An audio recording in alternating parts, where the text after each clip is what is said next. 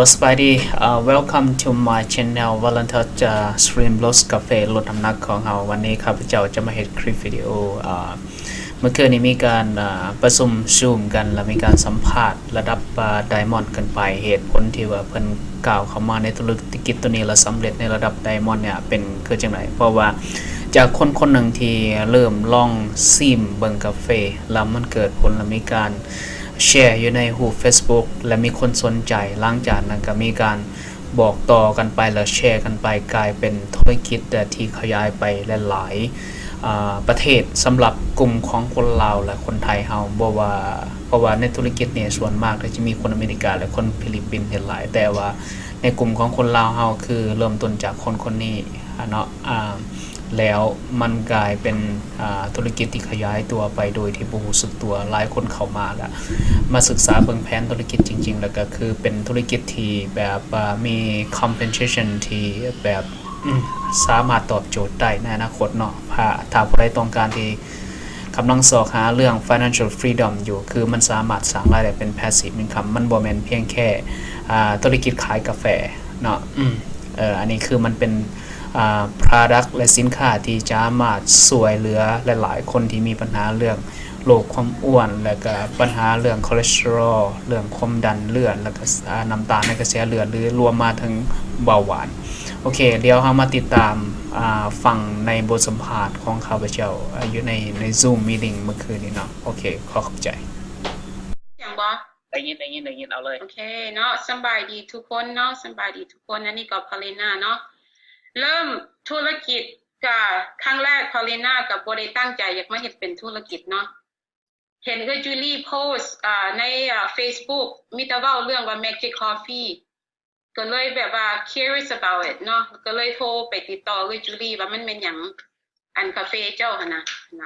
ก็เลยเข้าไปออเดอร์มาพาเลน่าออเดอร์เป็น sample pack มันสิมี24ซองต่อแพ็คหั่นนะสำหรับ24มื้อบ่พาเลน่าก็ลองกินก็แบบบ่สนใจเป็นได้ดอกบ่มั่นใจซ้ำว่ามันสิเวิร์กหรือบ่เพราะว่าตัวเองลองมาหลายอย่างแล้วบ่มีหยังมันได้ผลนะแล้วก็เลยว่าแล้วก็เข้าไปเบิ่งรีวิวเนาะเห็นรีวิวเพราะว่าคนสนใจพาเลน่าจะเป็นคนแบบถ้าสนใจหยังนะต้องหาข้อมูลให้มันได้แม่นบ่เบิ่งว่า information มันคนอื่นกินมันลงแท้บ่แล้วตัวเองบ่ลองกินเสื้อบ่ผิดถ้ามีที่พาเลน่ากินหั่นน่ะพาเลน่าลง5 พาวจนยังบ่เชื่อตัวเองแต่ว่า5 พาวนี่หลายแม่นบ่ก็คือว่าตัวเองตอนนั้นเฮ็ดร้านอาหารนึกว่าแต่เฮ็ดร้านอาหารเนาะก็เลยกินวิกที่2ลงไปอีกจนแบบว่ามั่นใจว่ากาแฟนี่มันเอาหยังมาใส่กันแน่แล้วโทรไปหาจูลี่อธิบายค่อยดูว่ากาแฟนี่มันเป็นหยังในกาแฟหั่นน่ะแล้วก็เลยบอกเรื่องกาแฟเข้ามาตอนนี้เข้าไปออเดอร์บอกกับเบิ่งอยู่แต่ก็บ่โฟกัสปานใดหั่นน่ะคือว่าลองกินละเงิน$60คันมันบ่เวิร์กก็ nothing right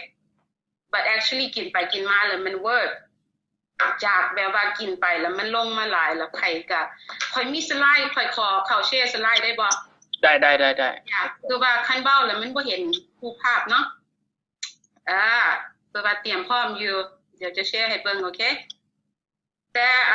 ว่าไปว่ามาเนาะพาเลน่าก็ขอบใจจูลี่ที่ว่าจูลี่บ่คีปอัพกับพาเลน่าเนาะถ้าจูลี่แล้วคีปอัพกับพาเลน่าก็บ่ได้มาอยู่ในจุดนี้ก็บ่ได้ลงฮอด42 พาวเนาะขอบใจจูลี่ที่แบบว่าเราพาเลน่าไปออเดอร์นํเราเดือนนึงแต่บ่เคยกินกาแฟออเดอร์ละอันนี้เว้าคุมซื้อจนเทื่อที่2เข้าไปออเดอร์จึงได้กินเนาะอันนี้คืออยากให้เบิ่งเป็นหยังพาเลน่าแนะนำตัวเองเนาะพาเลน่ากับอยู่ฮิวสตันเท็กซัสเนาะเริ่ม December 2010 ตอนพาเลน่าเริ่มเป็นแบบคือพาเลน่าว่าพาเลน่าออเดอร์ตัว sample pack มาลองเบิ่งเป็นแบบ the reason why เอารูปตัวมาใส่รูปแต่งงานกับตัวนี้เพราะว่า before พาเลน่าก็บ่เป็นคนอ้วนเป็นแบบถ้าเบิ่งในรูปนี่ก็บ่ได้อ้วนอันนี้มีแต่105 พาวไอ้การที่ว่าแต่งงานปั๊บสามีเทคแคร์ดีเนาะ พุงมันก็เลยเริ่มบอกเนาะก็จังอันนี้แหละมันก็เลยมีจุดเริ่มต้นแต่ว่าเรื่องกาแฟยอมรับว่ากาแฟนี่มันดีอยากให้เบิ่งความเปลี่ยนแปลงของพาเลน่าเนาะ before พาเลน่ากินกาแฟ180 พาว สำหรับผู้หญิง 5 feet tall 185 pounds I mean 80 pounds is a lot หลายเลยเนาะเบิ่งตัวเองหมุนบ่เห็นรูปตัวนี้บ่หมุนจนแบบว่าโอ้ยเป็นป้า เบิ่งรูปตัวเองแบบว่าโอ้โหแบบเป็นอย่างเคยคือปล่อยโตเนาะแล้วก็เบิ่งท้องคือพาเลน่าท้องบ่เห็นบ่อันนี้แหละคือจุดเริ่มต้นจุดที่แบบว่าเปลี่ยนชีวิต this is if I say in English I hit my rock bottom to the wall จนแบบว่าบ่ออกไปใส่บ่อยากไปใส่บ่อยากเจอไผเพราะว่าเห็นทุกถ้าภาษาลาวเพราะว่าเห็นตัวเองก็ทุเรศแล้วอะเนาะบ่มีความมั่นใจให้กันฟังแบบว่า you feel so disgusting just look at yourself but อันนี้แหละคือจุดเริ่มต้นจากเปลี่ยนชีวิตไปเลยจากกาแฟ24ซองที่พาเลน่าออเดอร์มากินลองกินซื่อๆบ่คิดว่ามันสิลงหั่นนะตัวอุกใจที่สุดเป็นกระโปรงสีแดงตัวนี้อันนี้แหละแบบว่าโอ๊ยตายก็บ่ตั้งใจว่าสิถ่ายรูปเมียนหรอกถ่ายบ่ความเหลือใจซื้อมาสุดต้องเป็น100ปลายซิกบ่ขึ้นก็เลยว่าโอ้โหสิไปคริสต์มาสพอดีก็เลยบ่ได้ไปเลยอันนี้คือว่าเป็นจุดอันนี้เนาะอันนี้เฮ็ดให้เบิ่งแต่มันเปลี่ยนชีวิตพาเลน่าได้เปลี่ยนได้อีหลีคนที่พาเลน่าผู้ที่2คือแม่เนาะพาเลน่าสิกลับมาหาตัวเองแม่พาเลน่าตอนนั้นเพิ่น185 พาวแม่เพิ่นเป็นโรคเบาหวานเห็นความแตกต่างของแม่บ่ตกสิบลูแม่ลดลงมา40 พาวอันนี้มันเฮ็ดให้พาเลน่าเชื่อว่า product ของเฮานี่มันได้ผลบ่แม่นสำหรับแต่ตัวเองแต่แม่เพิ่นกินมานํกันลูกกับแม่กินพร้อมๆกันเฮ็ดห้านอาหารตอนนั้นก็เฮ็ดนํกันหั่นนะพาเลน่าให้แม่กิน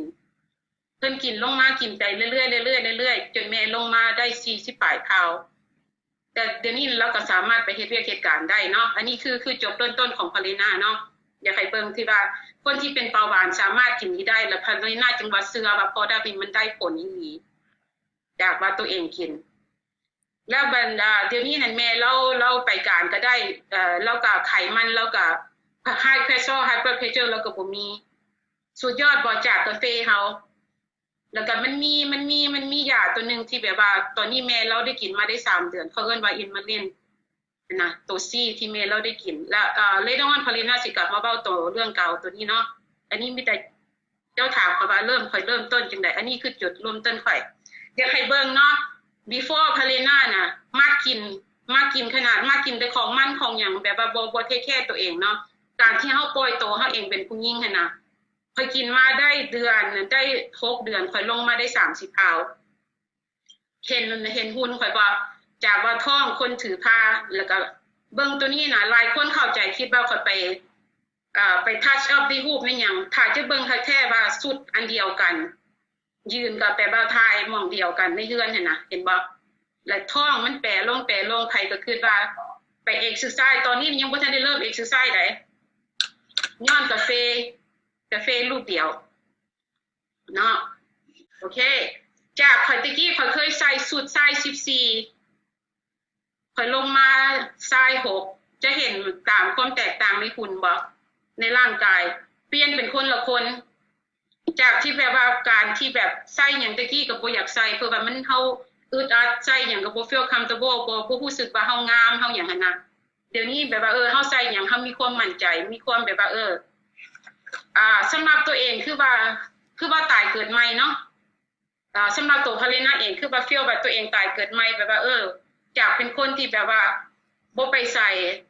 ปิดบังตัวเองบ่อยากให้ใครเห็นเพราะว่าตัวเองอ้วนไปใส่ใครก็ถามว่าถือผ้าบ่หั่นน่ะ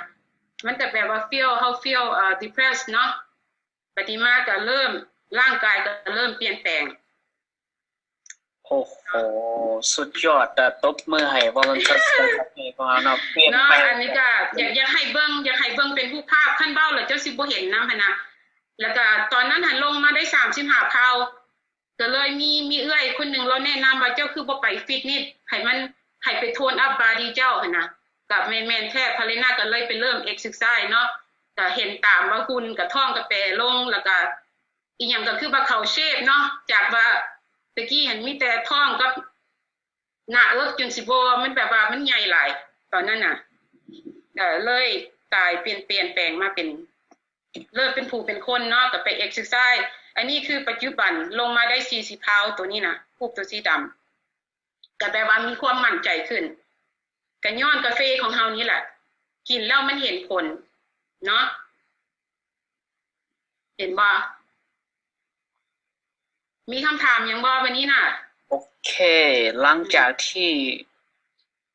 ลองกินกาแฟแล้วก็ผิดแปลนจากคุณเขาเรียกว่าหุ่นยังเนาะ โอ้เป็นสาวโมเดลใหม่เลยแบบว่า unbelievable เนาะบ่น่าเชื่อว่ามันจะเปลี่ยนแปลงได้เพราะว่าปกติแล้วในเวลาการที่เฮาไปลดน้ำหนักนี่ถ้าไปใส่สินค้าตัวอื่นหรือว่ากินตัวอื่นนี่เวลาเฮาลงจังซี่มันบ่เพียงแค่ลงแค่ไขมันจะลงทั้งสูบฉีดทั้งหน้าตาแต่ว่าตัวนี้ของเราเวลาลงแล้วหน้าตาผิวพรรณแล้วก็เนื้อสังมังสังก็คือแบบสมบูรณ์แบบเลยหน้าตาสวยกว่าเก่าเลยอันนี้คือสุดยอดแม่นปิงปังหน้าบ่โซกบ่หยังหั่นน่ะแบบว่าเฮ็ดให้หน้าตากาแฟเฮาน่ะเฮ็ดให้ผมเฮาmore healthy หน้าตาผิวพรรณงามขึ้นอีหลีตัวกินกาแฟตัวนี้นี่น่ะโอเค yeah เพราะว่าคันเฮาศึกษาเกี่ยวกับเรื่องกาแฟตัวนี้มันสิมีหลายอย่างส่วนผสมเนาะมันสิมีพวกโดยเฉพาะก็แม่นพวกเกี่ยวกับผลไม้มันสิมีพวกวิตามินแล้วก็มีสารแอนตี้ออกซิแดนต์แล้วก็มีเกี่ยวกับเรื่องแร่ธาตุด้วยนะมันจะมี mineral in that too that's why คือคนกินเข้าไปแล้วมันจะมีพลังมี energy โอเคอันนี้คือผลิตภัณฑ์ที่เฮากินแล้ววันนี้คำถามต่อไปหลังจากที่ว่ากินแล้วเปลี่ยนร่างเปลี่ยนหุ่นมาเป็นแบบสีหน้าตาผิวพรรณงามขึ้นมันเกิดเป็นธุรกิจได้จังได๋และธุรกิจตัวนี้เติบโตไปแบบทั่วอเมริกาไปเมืองไทยไปต่างประเทศมันจุดเริ่มต้นจากตรงไหนจุดเริ่มต้นจากที่ว่าพาเลนาไปลงรูป before and after เนาะรูปตัวว่าตนพุ่งยังไงไปลงไป Facebook แล้วก็มีหลายคนก็โทรมาติดต่ออยากเข้ามาสมัครเป็นสมาชิกอยากเข้ามาออเดอร์เนาะแต่อันธุรกิจที่ว่าตอนแตกกระจายเป็นน้องอ้อยตัดสินใจมาลอง product เดือนน้องอ้อยนี่เข้ามาสมัครในเดือน2 February แต่ตอนนั้นน้องอ้อยแบบว่าเพิ่นหาก็ออกลูกใหม่เพิ่นก็บ่สามารถกินกาแฟเฮาได้เพิ่นว่าเพิ่นย่านเพราะว่าเพิ่นลูกยังกินนมเนาะตอนนั้นน้องอ้อยมาเริ่มตอนเดือน6มากินกาแฟ business ก็เลยว่าแบบแตกกระจายเลยน้องอ้อยกินมาได้3 อาทิตย์นี่แหละน้องอ้อยก็ลงรูป before and after ก็เลยมีทีมงานเข้ามาสมัครก็มีทีมคนลาวคนหยังก็มาแชร์รูปของพาเลนาแน่แล้วก็ทีหน้าก็เข้ามาหลายๆคนเข้ามามันก็เลยกลายเป็นธุรกิจทั้งที่พาเลนาบ่ตั้งใจว่าสิมาเฮ็ดเป็นธุรกิจแค่อยากมากินอยากกินกาแฟหั่นน่ะแต่หลายคนก็ไปแชร์รูปแล้วก็เริ่มเฮ็ดแล้วพาเลนาก็เลยเริ่มสนใจก็เลยตกลงกับน้องอ้อยเรากินมาได้น้องอ้อยได้ลงมาได้ตอนนั้นเดือนทั้งนิดนี่บ่แน่ใจต้องถามน้องอ้อยเองว่าลงมาจากข่าวเนาะ7 โลบ่หรืออย่างนี้แหละเลยกลายเป็นธุรกิจระเบิดเติดเติงไปเลยทั่วโลกเลยจากคนเดียวจากเริ่มต้นจากน้องอ้อยที่น่ามีได้หลายคนเข้ามากลุ่มคนลาวเฮาหั่นน่ะแต่มันก็ยังบ่กระจายอันนั้นกระจายแค่แบบว่าอยู่ในอเมริกาเฮาเนาะแบบว่าทีมจะอยู่ในอเมริกาเฮาแต่น้องอ้อยเข้ามานี่น่ะเลยได้ฮอตยูโรได้จากมาเมืองไทยทีมเมืองไทยอยู่แบบว่าสวีเดนเซาท์เกาหลีอย่างก็เริ่มเข้ามาหั่นน่ะจากไม่คนเดียวเริ่มจากน้องอ้อยผู้ที่2ก็เป็นดาวไลน์ของน้องอ้อยก็คือเคมเบอรี่เนาะ2 คนเนาะสุดยอดเนาะและเป็นไดมอนด์ได้แบบงงๆแม่นบ่เนี่ยก็สิว่าก็บ่แม่นว่าได้แบบก็ตั้งใจคือว่าพาเลนาเฮ็ดหยังพาเลนาจะตั้งใจต้องมีเป้าหมายหั่นนะมีเป้าหมายโอเคต้องมีเป้าหมายต้องแบบว่า you have to set up your mind and you have to know what you want and go for it คือว่าเวลาพาเลนาเริ่มเข้ามาแล้วเห็นว่าเฮาเฮ็ดแล้วมันได้ผล you know เฮากินเฮาดื่มเฮา share and you also make money with it every week เฮาเห็นอยู่แล้วว่าเฮา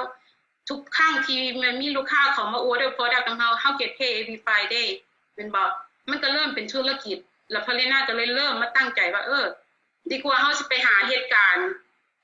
เบิดทิศก็ยังบ่ได้ซ้ำตัวเองเฮ็ดมื้อนึง2-3ชั่วโมงคือน้องอ้อยเองแฮงใช้เวลาแบบว่าเป็นแม่ลูกอ่อนเลี้ยงลูกมื้อละ2-3ชั่วโมงหั่นน่ะมันก็ยังเริ่มเป็นธุรกิจได้หั่นน่ะโ โอเคคำถามต่อไปใช้เวลาประมาณจักเดือนเป็นไดมอนด์เลยอันนี้เว้าคุมซื่อโอเคคาริน่ามีแต่แบบว่าใช้เวลา2เดือนกับน้องอ้อยเพียงแค่2เดือนเป็นไดมอนด์แท้จริงหันเดือนปลายซ้ำคาริน่ากับน้องอ้อยเพราะว่าเริ่มกับน้องอ้อยก่อนเริ่มวางแผนกันว่าเอาคนเข้ามาจัดคนมาจัดแบบใดนะเริ่มแบบว่าเอาสมาชิกเข้ามาเริ่มจากเป็นรูบี้เป็นเอมโบรเข้ามาหั่นน่ะโอเควันนี้มาถามเกี่ยวกับเรื่องการวางโครงหลังโครงสร้างเกี่ยวกับการแลนธุรกิจเนี่ยคือแบบว่าวางแผนแนวใดสิ่งสามารถที่จะสำเร็จเป็นไดมอนด์ไว้ที่เฮ็ดคือแบบมันมีแรงจูงใจมีแรงบันดาลใจแบบใดมาจังได๋หลังจากที่ว่าสามารถตัดสินใจเป็นไดมอนด์หรือว่าจะเฮ็ดธุรกิจตัวเนี้ยแรงเริ่มต้นขึ้นกับดร.ชีกับจูลี่เนาะคราวนี้ก็ขาดจูลี่บ่ได้เพราะว่าจูลี่แล้วกับคาริน่าเว้าฟ้อนกันคู่มือกันนะจูลี่ก็บอกว่า you know จังได๋เจ้าก็buildทีมแล้วทีมเจ้ามันก็ strong แล้วทีหน้าเข้ามาเริ่มเป็น strong ที่หน้าก็ขาขวาค่อยแล้วเพราะว่าอยู่ในbusiness เฮามันมีขาซ้ายขาขวา right left and right นะน้องอ้อยก็เป็นขาซ้ายข่อยขาขวาข่อยอยู่แล้ว so I just have to focus on building my left side นะข่อยก็เลยเริ่มแล้วมันก็ดีอย่างนึงเนาะข่อยว่าเฮามีแต่เบี้ยวขาเดียวแล้วขาสักขวาขาหยังเฮาน่ะอัพไลน์เฮาก็ซอยเฮาบ่ได้เฮ็ดคนเดียว right ข่อยก็เลยเริ่มคิดว่าว้าว this is so easy ข่อยเคยแบบว่า do another business I have to build a lot of leg just for me to be stable but in here เฮามีแต่แบบว่า only 2 leg left and right leg นะแล้วเฮาก็มีแต่ตั้งใจ build team เฮาแล้วก็จับคนมาให้มันแบบว่า balance กันนะ and that's how we did it ตอนนี้เฮ็ดธุรกิจมาได้ประมาณ8เดือนมาหรือ9เดือนทั้งหมดอันนี้เป็นเดือนที่10อันนี้เป็นเดือนที่10ตั้งเป้าจะเป็น what's the next level double diamonds โอเค alright ตั้งใจเป็น double diamond แท้จริงหั่นพาลิน่ากับน้องอ้อยหั่นตั้งใจพากันแล่น double diamond ในเดือนนี้นี่แหละเดือนนี้บ่October November แล้วก็พากันว่า by beginning of next year สิเป็นtriple diamond ให้ได้โอเคตามความเป็นจริงแล้วในเวลาที่เฮาเป็นไดมอนด์เนี่ยรายได้ของเฮานี่มันคุ้มค่าในการที่จะตัดสินใจ retire จากงานประจำบ่สำหรับตัวพาลิน่าคุ้มค่า but you have to really work on it เรื่องคุ้มค่ามันคุ้มได้ไล่นี่มันได้triple of whatever I used to make before อันนี้เว้าคุ้มซื่อโอเค but เจ้าต้อง have to really work and treat this as a business บ่แม่นว่าอารมณ์อยากเฮ็ดก็เฮ็ดอารมณ์บ่อยากเฮ็ดก็บ่เฮ็ดแต่เฮาต้องเข้ามาจุดนี้น่ะบ่แม่นว่าเฮาสิคิดว่าเฮามีแต่สิมานั่งขายแต่กาแฟ That's not what I want I want to build an outlet I want to build a leader because if I can build one leader I know team มันสิตามมาหั่นน่ะ That's my focus แต่ข้อยเห็นหลายๆคนที่ลูกทีมเฮาเข้ามานี่มีแต่ว่าอยากมาเป็นแม่ค้ามันมี you know two choice จะสิมาเป็นลูกค้าหรือว่าจะสิมาเป็นนักธุรกิจ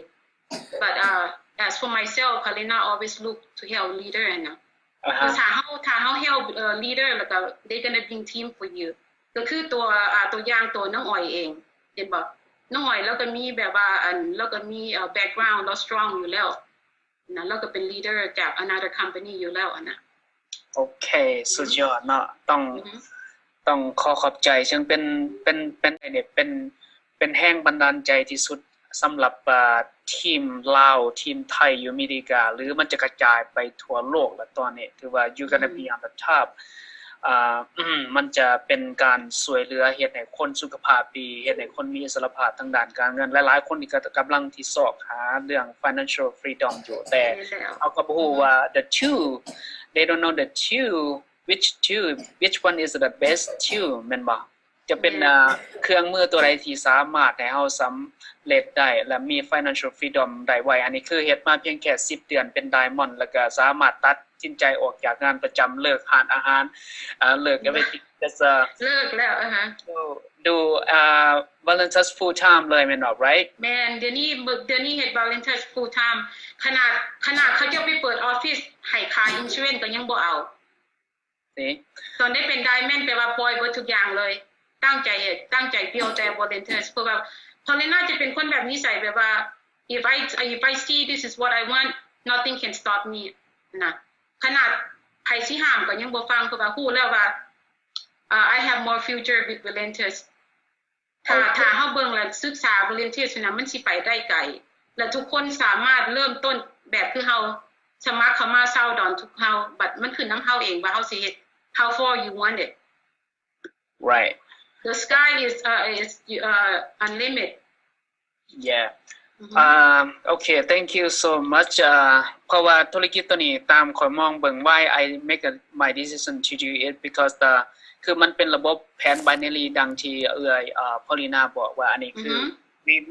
we and we will left and right that's it we can help each other between the power line บอกกันนะเฮาก็ไปสร้างเองเพียงแค่หาแต้มมาบาลานซ์กันเล็กๆน้อยสมมุติว่าเฮามีข้างขวาแข็งแรงข้างซ้ายก็แข็งแรงคือกันแต่ว่าคันเฮาบ่ได้enroll by personal we don't have the balance BV to qualify diamond แต่ว่าwe work less we gonna make more in this business everybody gonna be go to the crowd like Mr. Dr. Chi and Mr. John Harem Cha okay สำหรับการสัมภาษณ์มื้อนี้ถือว่าสุดยอดเลยเนาะถือว่าได้มาแชร์ประสบการณ์เริ่มแต่การใส่สินค้าแล้วก็ต่อมาเป็นการสร้างรายได้แล้วก็ตัดสินใจเพื่อจะเอาความสำเร็จแล้วก็แชร์ the business ตัวนี้ไปช่วยเหลือหลายๆคนที่กำลังมองหาโอกาสถึงแม้ว่าเขาจะบ่เปิดใจในตอนนี้บ่เป็นหยังเขาก็อาจจะมองแค่ว่าเพียงแค่ขายกาแฟแต่ว่าในรูปแบบของการเฮ็ดธุรกิจตัวนี้นี่ถ้าเฮาเป็นขึ้นกับ the way we act if we act like we selling เขาก็จะเป็นแม่ค้า right if you act like you be a entrepreneur or distributor you're gonna be a leader you're looking แม่นแล้วright thank you so much Paulina จาก Texas เนาะมา